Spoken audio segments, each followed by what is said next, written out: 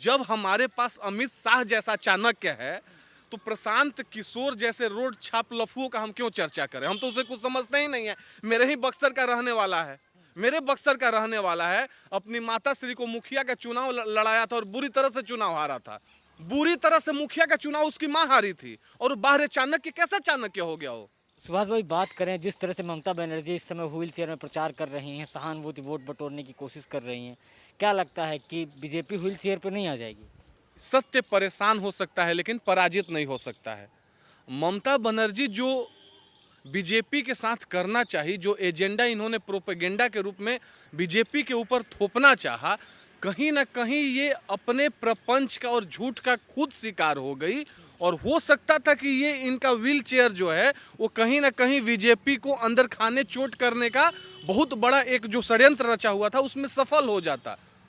लेकिन भाई साहब, जो प्लास्टर 24 घंटे के अंदर हट गया ना, अब बड़े बड़े मतलब मैं आपसे बात कर रहा हूं कि WHO वर्ल्ड हेल्थ ऑर्गेनाइजेशन से लेकर इंडिया के टॉप मोस्ट जो डॉक्टर्स हैं वो भी परेशान है और सोच रहे हैं कि आखिर कौन सा इलाज और किसने ममता दीदी का ऐसा इलाज कर दिया। किसी का प्लास्टर आपने सुना भी है क्या कि एक दिन के अंदर कट जाए और गर्म पट्टी पर आ जाए? मैं आपसे बता रहा हूं, मेरे एक मित्र हैं, मैं ऐसे आमतौर पर नाम किसी का नहीं लेना चाहता हूं, लेकिन चूंकि ये चर्चा हुई तो मैं बता दिया। वो हावड़ा सेंट्रल के रहने वाले हैं, संप्रीत घोष उनका नाम है। कल मेरी उनसे बात हो रही थी तो मैंने उनसे पूछा कि कोथा, तो उन्होंने बोला कि हावड़ा। हमसे पूछा कि तुम ही कोथा, तो मैं बोला मैं दिल्ली में हूँ, आमी दिल्ली। फिर हमारा चर्चा होने लगा बंगाल चुनाव को लेकर के। उन्होंने बोला हमसे कि देखिए भाई साहब, ये बात है। मैंने बोला कि अच्छा तुम एक बात बताओ, तुम वहाँ पर हो, ये जो ममता दीदी की है इसका कैसा सेंटिमेंट जा रहा है लोगों के बीच? उसने स्पष्ट रूप से ये बात बोला कि भाई साहब, कलकत्ता की जनता, बंगाल की जनता इस बात को समझ चुकी है कि ममता बनर्जी ने सिंपैथी और सेंटिमेंट गेन करने के लिए बीजेपी को पीछे ढकेलने के लिए चुनाव के कैंपेन में बहुत बड़ा षड्यंत्र रचा था झूठ और प्रपंच के साथ, जो कि असफल हो गया। अब मैंने नाम क्यों लिया, मैं आपसे ये बताना चाह रहा हूं।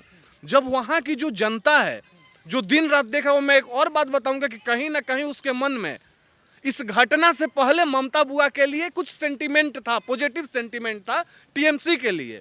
लेकिन जब वैसा टीएमसी का पॉजिटिव सेंटिमेंट वाला इंसान इस बात को बोलता है कि नहीं, इसने जो किया है वो गलत किया है और ऐसे गलत का साथ देना सही नहीं है, तो जब अपने साथ छोड़कर जाते हैं तो कोई कितना भी बलवान हो राजवीर भाई, वो कहीं टिकता नहीं है। वही हाल ममता बनर्जी का होने जा रहा है और इन्होंने बहुत बड़ा मौका दे दिया। ये वही ममता बनर्जी जी हैं जो बोलती थी कि चुनाव आयोग ने बंगाल के साथ न्याय नहीं किया है। क्यों नहीं न्याय किया है? तो पश्चिम बंगाल में जो विधानसभा के चुनाव होने वाले हैं वो 8 चरण में चुनाव होंगे। इन्होंने बोला था स्पष्ट रूप से कि बाकी जगहों पर 1 चरण में क्यों चुनाव हो रहे हैं। मैं ममता बुआ से पूछना चाहता हूं कि बुआ जी, आप वहां के मुख्यमंत्री हैं और वहां के मुख्यमंत्री रहते हुए आप ही के कथना अनुसार इलेक्शन कमीशन क्या कह रहा है वो आप भी जानते हैं, हम भी जानते हैं कि इन पर कोई हमला नहीं हुआ है, ये एक हादसा था। लेकिन ममता बुआ के कथना अनुसार अगर इनके ऊपर इनके मुख्यमंत्रित्व काल में हमला हो जाता है और इनकी पुलिस प्रशासन, इनके सुरक्षा अधिकारी इनको नहीं बचा पाते हैं, तो वैसे पश्चिम बंगाल में 8 चरण क्या 18 चरण में भी अगर चुनाव होते तो कम ही होता। लेकिन सुभाष भाई, अगर बात करें प्रशांत किशोर की, कहते हैं बीजेपी डबल डिजिट से आगे नहीं जाएगी। क्या लगता है प्रशांत किशोर की जो स्ट्रैटेजी है काम आएगी? देखिए, प्रशांत किशोर शुरू से उसी का सपोर्ट करते हैं जहां पर उनको फेवरेटिज्म दिखता है। और किसका फेवरेटिज्म? पब्लिक का फेवरेटिज्म, कि पब्लिक किसके फेवर में है वो बाहर से आकलन करते हैं ग्राउंड रिपोर्ट जानने से पहले। और जब वो ग्राउंड पर जाते हैं तब उनको सच्चाई पता चलती है अपने टीम के द्वारा। लेकिन जब आप पैसा ले चुके हैं किसी से तो कम से कम 2 मई तक तो आपको उसको खुश रखना है, उसके पक्ष में कोई ना कोई बयान देना है। और हम क्यों चर्चा करें? जब हमारे पास अमित शाह जैसा चाणक्य है तो प्रशांत किशोर जैसे रोड छाप लफुओं का हम क्यों चर्चा करें? हम तो उसे कुछ समझते ही नहीं है। मेरे ही बक्सर का रहने वाला है, मेरे बक्सर का रहने वाला है। अपनी माता श्री को मुखिया का चुनाव लड़ाया था और बुरी तरह से चुनाव हारा था। आपके मित्र हैं, एक हमारे बक्सर के रहने वाले हैं, आपके अगल बगल, आप उनसे पता कीजिएगा। बुरी तरह से मुखिया का चुनाव उसकी मां हारी थी, और बाहर चाणक्य कैसा चाणक्य हो गया हो? अगर चाणक्य है आज के इस कलयुग का, तो रियल मायने में चाणक्य अमित भाई शाह है। तो हम तो अपने चाणक्य का, जिन्होंने 2014 का चुनाव जितवाने में, ना आपने कभी सोचा होगा ना मैंने कभी सोचा होगा कि उत्तर प्रदेश जैसे जगह पर, जहां पर कि सपा और बसपा के कुछ वोटरों को उनका परंपरागत वोटर माना जाता था, और कुछ ऐसी सीट्स थी जिसको परंपरागत सीट बताया जाता था। बहुत दुख होता है इस बात को बोलते हुए कि इस संवैधानिक युग में भी कुछ सीटों को परंपरागत सीट बताया जाता था। उसको 73 आउट ऑफ 80 लाने का कार्य किसने किया? अमित भाई शाह ने, जब उत्तर प्रदेश को प्रभारी थे। और उसके बाद उनका भी राजनीतिक ग्राफ आपने देखा, और बीजेपी का भी राजनीतिक ग्राफ आपने देखा। बुआ का और बबुआ का महागठबंधन हो गया था 2019 चुनाव में। लोग बोल रहे थे कि 10 सीट नहीं आएगा, बीजेपी को 10 सीट नहीं आएगा, और उन्हीं लोगों का साथ देने वाले प्रशांत किशोर भी थे। आपने देखा कि योगी जी का जो वहां पर जलवा चल रहा है, जो उनका जादू चल रहा है, उत्तर प्रदेश में कितना सीट आया? 60 से ज्यादा सीट आए ना। लेकिन आप ये भी तो देखिए कि दिल्ली की बात करें तो अरविंद केजरीवाल को प्रशांत किशोर ने जितवाया।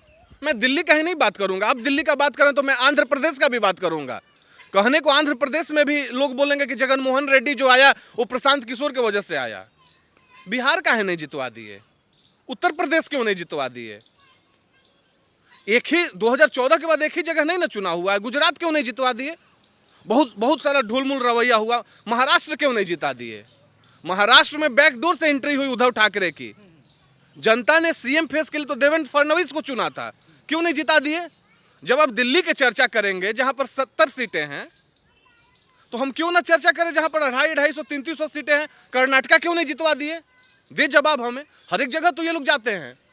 इन लोग का एक ही मकसद रह गया है कि कहीं से जाओ, कुछ फंडिंग मिल जाए, कुछ पैसा मिल जाए, उसको इकट्ठा कर लो, और राष्ट्रवाद को तोड़ने के लिए जितना भी षड्यंत्र हो सकता है उसको रचने का कार्य करें। नया नया अतिताई बनाएं, नया नया आतंकवादी बनाएं, नया नया राष्ट्रद्रोही बनाएं, और उनको प्रोजेक्ट करने का कार्य करें। आप भाई नहीं, एक मिनट, आप बंगाल का बात कर रहे हैं। 2019 चुनाव, 2 सीट से, 2014 के 2 सीट से बीजेपी, मैं डाटा पे अब बात करूंगा, 2014 में 2 सीट आया था। 2019 में बीजेपी को कितना सीट आया? 18 सीट आया। 40% वोटिंग परसेंटेज बीजेपी के फेवर में गया था। ममता बनर्जी का 2014 में कितना सीट था, और 2014 के बाद उनकी 2019 में क्या स्थिति हुई, इसका भी कैलकुलेशन अपने पास रखिए पत्रकार महोदय। और एक बात और, जितने सारे सर्वे हैं, मैं प्रशांत किशोर का बात यहीं पर समाप्त करता हूं, जितने सारे सर्वे हैं, क्या एक भी सर्वे ने 100 सीट से नीचे भारतीय जनता पार्टी को दिखाया है? मैं आपसे पूछ रहा हूं, एक भी सर्वे बता दीजिए। जो सबसे मिनिमम सर्वे गया था वो भी 102 से 112 गया था, और वो सर्वे जो कि एंटी बीजेपी चैनल है। बहुत सारे ऐसे चैनल हैं, मुझे बोलते हुए दुख भी होता है कि पत्रकारिता को हम लोग लोकतंत्र का चौथा स्तंभ मानते हैं, लेकिन आज के डेट में आपको पता बहुत अच्छा से चल गया होगा कि कुछ ऐसे चैनलें हैं जो एंटी बीजेपी कार्य करने के लिए ही प्रसिद्ध है। चाहे न्यूज़ 24 का नाम ले लें या एनडीटीवी का आप नाम ले लें।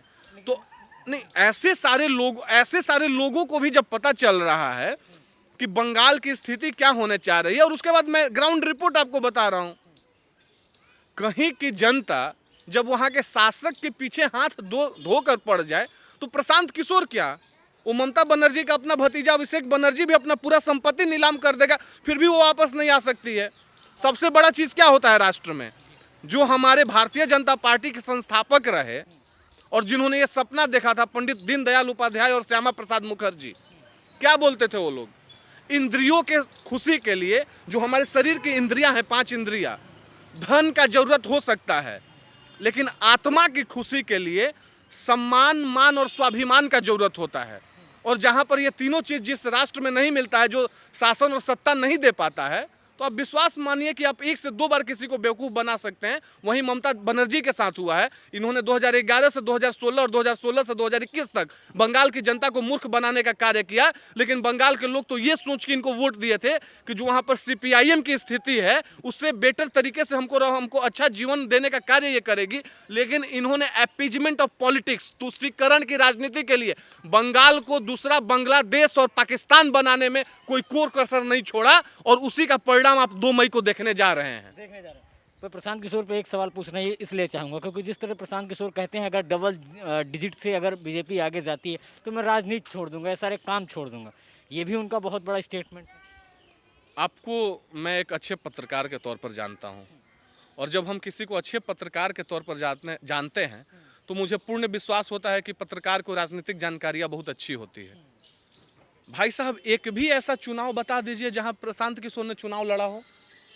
एक भी चुनाव, चाहे एमएलए का या एमपी राजनीति से तो जुड़े रहे, जेडीयू से जुड़े रहे। राजनीति से जुड़ना क्या स्थिति हुआ था? सीधे राष्ट्रीय उपाध्यक्ष बना दिया गया था, दर्जा प्राप्त राज्य मंत्री बनाया गया था इनको।